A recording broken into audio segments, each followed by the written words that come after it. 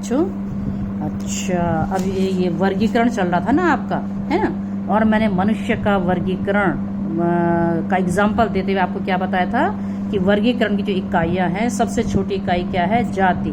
जाति मिलके बनाते हैं वंश, वंश मिलके बनाते हैं कुल, कुल मिलके बनाते हैं ऑर्डर, ऑर्डर मिलके बनाते हैं क्लास, क्लास मिलके बनाता है संघ, संघ मिलके बनता है जगत, और जगत मिलके बनता है डोमेन। ये मैं अलग से दूंगी वीडियो, डोमेन ये नया डाला इन्होंने अभी, और हमारे पता नहीं उत्तराखंड बोर्ड में है कि नहीं, अभी कुछ पता नहीं चल रहा है इसका, ठीक है।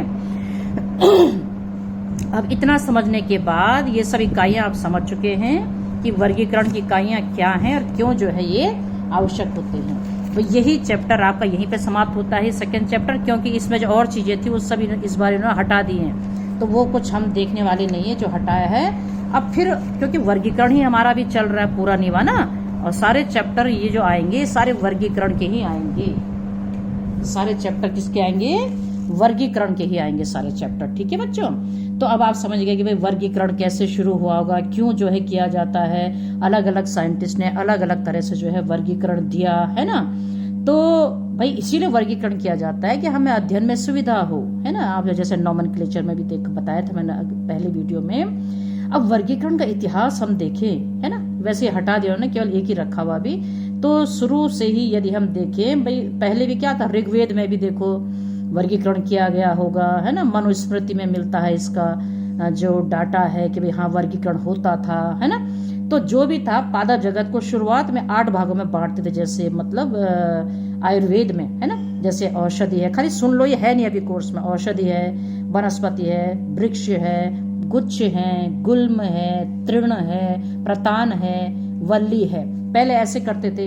ऐसे फिर चारक और सुश्रुत आए, ये सब साइंटिस्ट हैं। थियोफ्रेस्टस का नाम सुना होगा, थियोफ्रेस्टस, है ना, किसका नाम बोल रही हूं मैं? थियोफ्रेस्टस।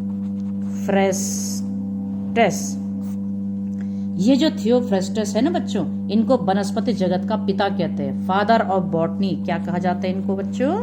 Father of botany. कम से कम एक एक नंबर के ऐसे भी आने चाहिए ना कि फादर ऑफ बॉटनी कौन है, तो थियोफ्रेस्टस है, ठीक है। इन्होंने भी एक वर्गीकरण दिया, तो इन्होंने 3 भागों में बांटा पौधों को, शाक, झाड़ी, वृक्ष, सुनते हैं आप, हर्ब, श्रब एंड वृक्ष। तो ऐसे अलग अलग समय पर अलग अलग आया कि कैसे वर्गीकरण किया जाएगा। फिर उसके बाद वर्गीकरण की द्विजगत प्रणाली आई। द्विजगत मतलब जिसमें सिर्फ 2 ही जगत बनाए गए, और ये एरिस्टोटल ने दिया था, नाम सुना होगा आपने, अरस्तु सुना है ना। तो अरस्तु ने ये दिया था कि भाई 2 ही जगत में बांट दिया, आधे प्लांट जगत हो गया, आधे एनिमल हो गया, पादप जगत और जंतु जगत, ये भी फिर रिजेक्ट हो गया। फिर त्रिजगत प्रणाली आई, 3 भागों में बांट दिया, वो भी रिजेक्ट हो गई। फिर 4 जगत प्रणाली आई, है ना, 4 किंगडम सिस्टम आया।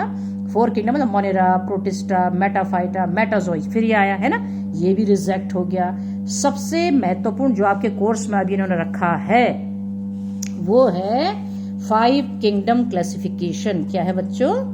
5 किंगडम क्लासिफिकेशन, यानी इसको कहते हैं बच्चों 5 जगत प्रणाली। क्या कहते हैं इसको? 5 जगत प्रणाली। और ये बहुत इंपॉर्टेंट भी है, नाम से लग रहा होगा 5 जगत। और किसने? वीटेकर। किसने बच्चों? ये था वीटेकर। किसने? वीटेकर ने ये क्लासिफिकेशन दिया था, और इन्होंने संपूर्ण जीवों को 5 जगत में बांटा। क्लियर हो रहा ना? यही आपके कोर्स में अभी 5 जगत में, जगत किंगडम 5 जगत में इनको बांटा। तो ये 5 जगत क्या थे इनके? क्या बनाए इन्होंने? 5 जगत, है ना। तो ये 5 जगत थे इनके। पहला आता है मोनेरा। क्या है बच्चों? मोनेरा, ऐसे भी लिख सकते हो आप, मोनेरा, ठीक है। दूसरा इन्होंने किया प्रोटिस्टा। अभी मैं समझाऊंगी, क्लियर हो जाएगा एकदम से आपको। प्रोटिस्टा, ठीक, क्लियर हो रहा बच्चों। तीसरा है बच्चों फंगी, है ना, जिसको आप कहते हैं कवक, है ना। फंगी को क्या कहते हैं आप? कवक कहते हो, है ना। उसके बाद है प्लांटी। चौथा क्या है?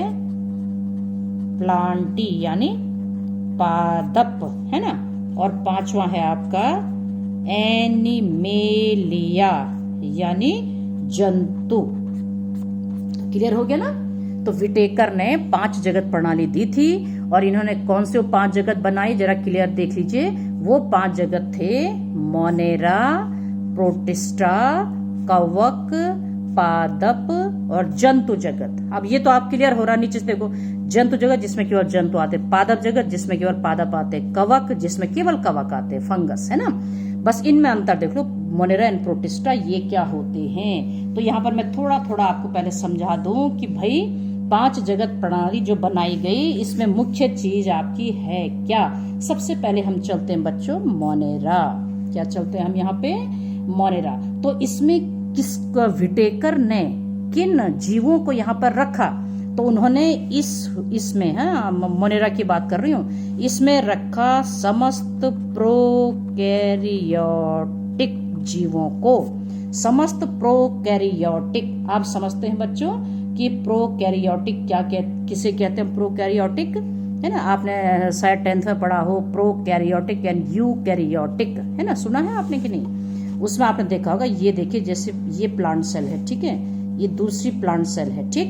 तो इसमें क्या है आप देखेंगे, राइबोसोम है, ये डीएनए है, ठीक है, और इसमें क्या है, ये केंद्रक है, इसके अंदर जो है ये डीएनए क्रोमोसोम है, बाकी इसमें सारे सेल ऑर्गेनेल होंगे, ठीक है। तो आप देखिए इस सेल में देखो बच्चों, क्या कोई केंद्रक है?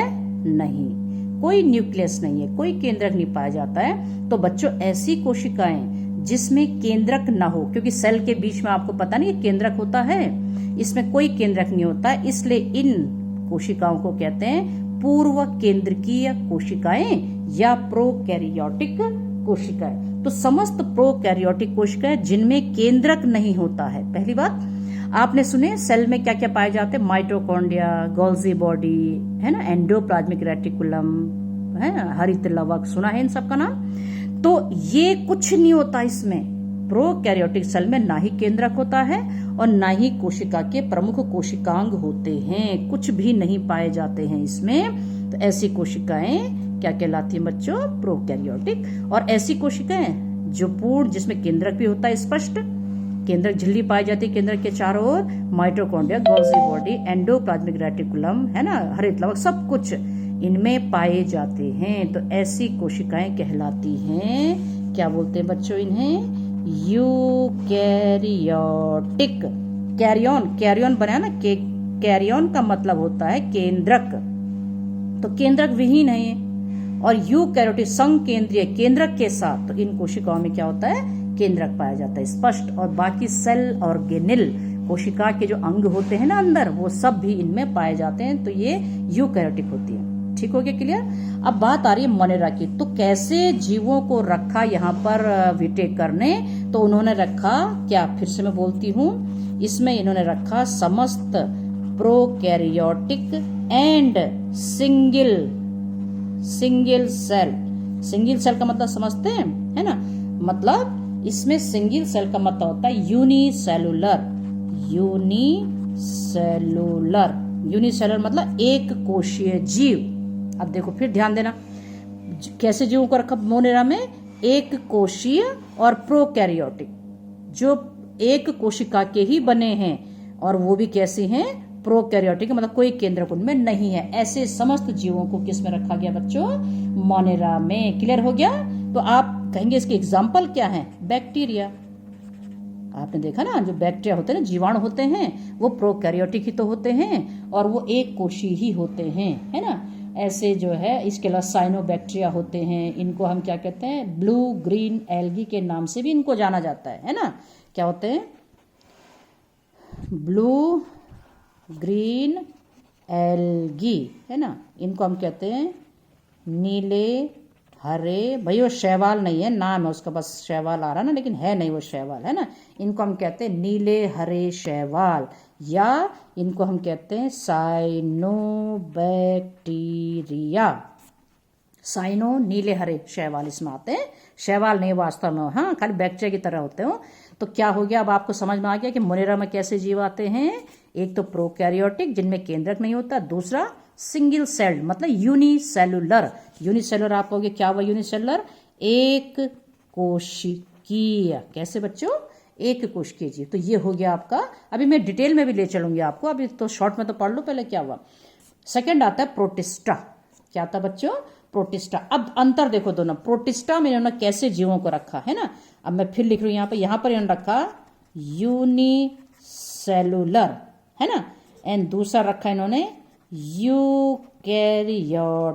अब देखो यूनिसेलुलर मतलब वही एक कोशीय जीव, और यूकैरियोटिक मतलब संकेंद्रीय। अब आप देखो, अब आप यहाँ पर प्रश्न उठा सकते हो कि मोनेरा में भी तो एक कोशीय जीव आए थे, ठीक है, ठीक है, प्रोटिस्टा में भी एक कोशीय जीव है आप कहोगे, तो फिर अंतर क्या है दोनों में? अरे अंतर ये है, यहाँ देखो एक कोशीय ये भी हैं ये भी हैं, लेकिन वो कैसे एक कोशीय है? प्रोकैरियोटिक, जिनमें केंद्रक नहीं है।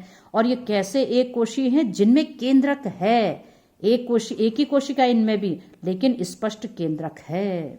यहाँ भी एक ही कोशिका होती है लेकिन केंद्रक नहीं होता है ना, नो न्यूक्लियस। क्लियर हुआ कि नहीं? तो प्रोटिस्टा में कैसे जीव रखे बच्चों विटेकर ने? एक कोशी हैं जो, लेकिन कैसे हैं बच्चों?